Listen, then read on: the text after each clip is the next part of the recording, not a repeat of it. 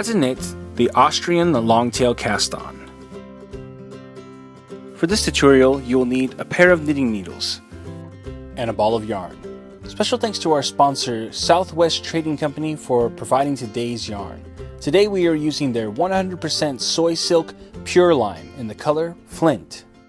The Austrian long-tail cast-on is a variation of a long tail cast-on, which is a cast-on that uses 2 strands of yarn at once and creates a initial row of stitches. But there are lots of different types of long tail cast-ons, and this one is just another variation to create a little bit of a different look and feel to the edge. And we'll talk more about what specific characteristics this long tail cast-on has. So let's show you how we do it.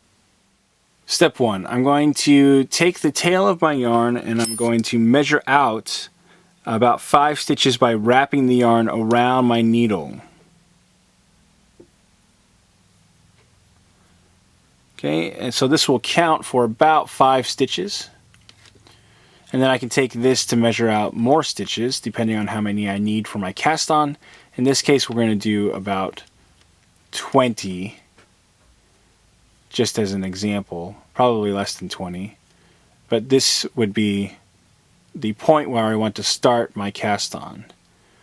Now for step 2, I want to take this loop here and I'm going to insert my thumb and fourth finger right in between the loop. So I'm placing the loop on there, and then I'm going to grab the 2 strands of yarn in the bottom part of my palm. And then I'll stretch my thumb and forefinger out to create a bridge. For step 3, some people, they'll do a slip knot here, but I like to just do a twist. So I'm going to place my needle on top of the bridge and then twist it around to start the twist. And this makes it so I don't have that little bump on the slip knot. I'm not a real big fan of that. And then we'll shift our fingers back, and that will make kind of like a slingshot. For step 4, I'm going to pick up this outside edge of yarn on my thumb. With my knitting needle, I'm going to come underneath and through the middle of the loop right here. And for step 5, normally in a long tail cast-on we would come around the middle strand of yarn, but we're actually going to come around the outside strand of yarn and pick up the center. So we're going to come outside and come through the middle. And then for step 6, I'm going to come back through the loop on my thumb. So you can see the loop here, come back through there. And step 7, I will release both loops from my thumb and my forefinger. And for step 8, I will tighten them both down. Now when you're tightening down your stitches, you don't want to tighten it too tight. If you pull too tight, you won't be able to move the stitches very much at all.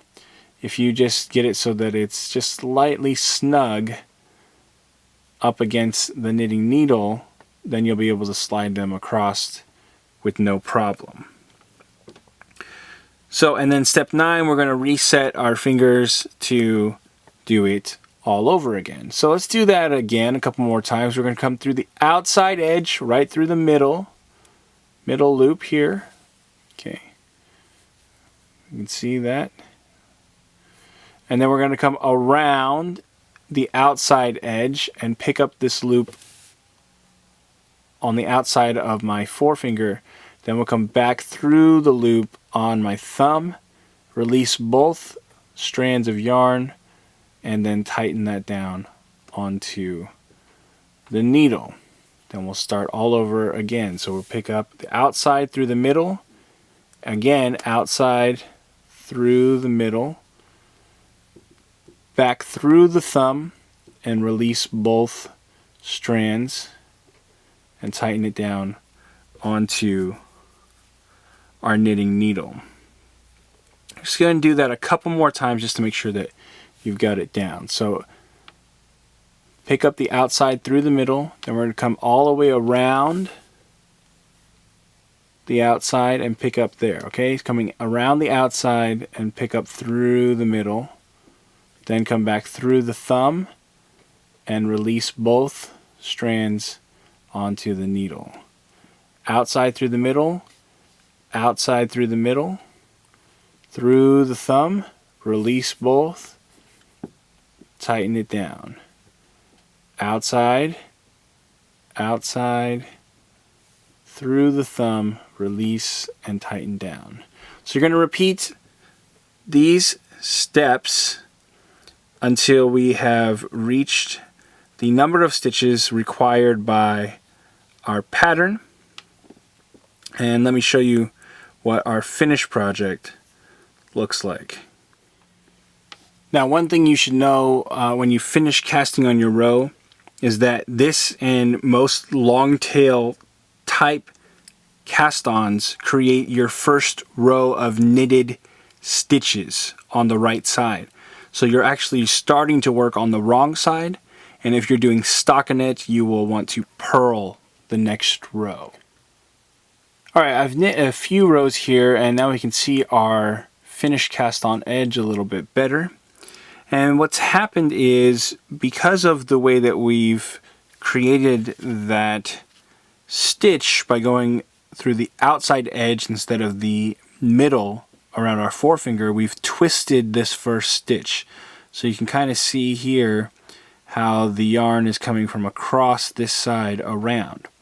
And what this does is it will create a little bit tighter edge along the bottom, and it will help with the curling of this cast-on edge. So sometimes when you cast on in long tail, the edge is going to want to curl up like this.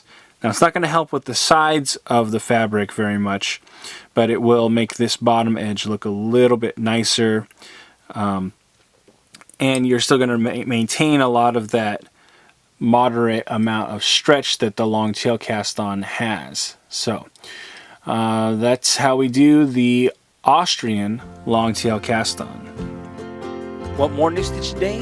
Check out our website at newstitchaday.com.